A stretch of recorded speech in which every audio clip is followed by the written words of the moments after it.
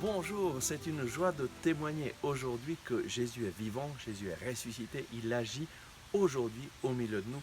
Et aujourd'hui, je voudrais partager avec vous un témoignage merveilleux de quelque chose qui s'est passé tout récemment dans une assemblée de prière à Zurich. Et une femme qui s'appelle Anne m'a envoyé ce merveilleux email et je voudrais vraiment partager les merveilles que le Seigneur a fait ce jour-là.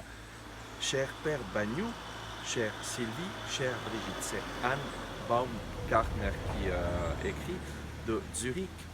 Voici un témoignage que j'ai déjà donné verbalement le jour même, pour vous dire les merveilles que Dieu a faites dans mon âme par votre intermédiaire. Une amie m'avait encouragé à me rendre aux messes de guérison du Père Bagnou. J'y suis donc allé le 17 juillet 2020.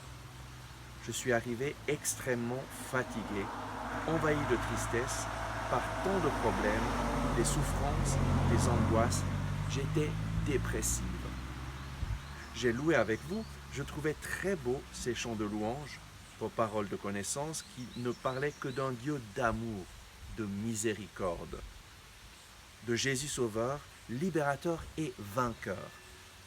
Et petit à petit, je me suis ouverte, ou plutôt, mon âme s'est éveillée et je me suis effondré. J'ai pleuré des torrents de larmes. Quelque chose se dénouait. Mon âme s'est ouverte à la grâce que Jésus voulait déverser dans mon cœur. Au moment de la transsubstantiation, une grande paix est venue se répandre dans mon être, tout en douceur, et absorber ce désespoir qui prenait toute la place. À l'élévation, j'ai supplié Jésus de venir à mon secours, puis j'ai reçu Jésus dans l'hostie. J'ai ouvert mon cœur aussi grand que possible et j'ai supplié de prendre toute la place. Je l'ai supplié de prendre toute la place. Que sa lumière prenne le pas sur mes ténèbres. Et puis j'ai entendu une parole de connaissance.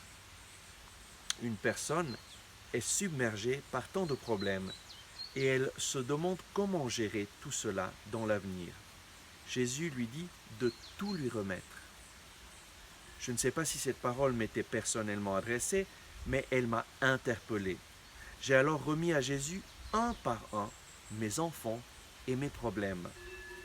Et je lui ai demandé la grâce de la confiance, de l'abandon, du lâcher-prise.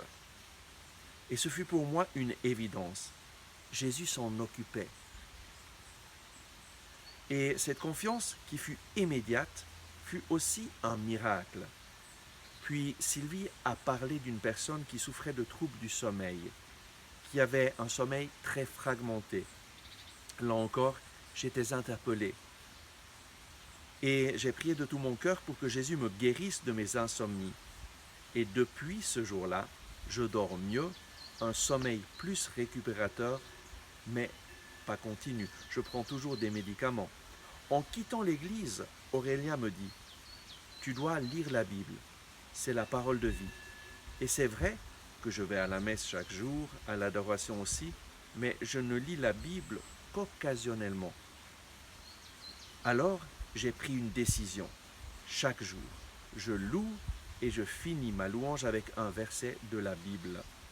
Et je l'accueille comme parole que Dieu me donne pour ma journée.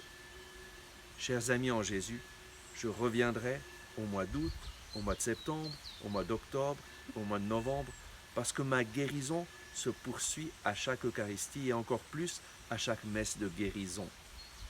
Je reviendrai avec mon mari, avec mes enfants, avec mes amis et tous ceux qui cherchent la consolation, la guérison et l'amour. Je suis rentré chez moi habité par une paix immense, une paix divine, la joie des enfants de Dieu, une allégresse surnaturelle que j'ai déversée sur toute ma famille. Merci à vous tous et gloire à Dieu. Anne. Et oui, le Seigneur Jésus est vivant, il est ressuscité, il agit aujourd'hui dans le cœur des personnes qui viennent à une rencontre, à une messe de guérison.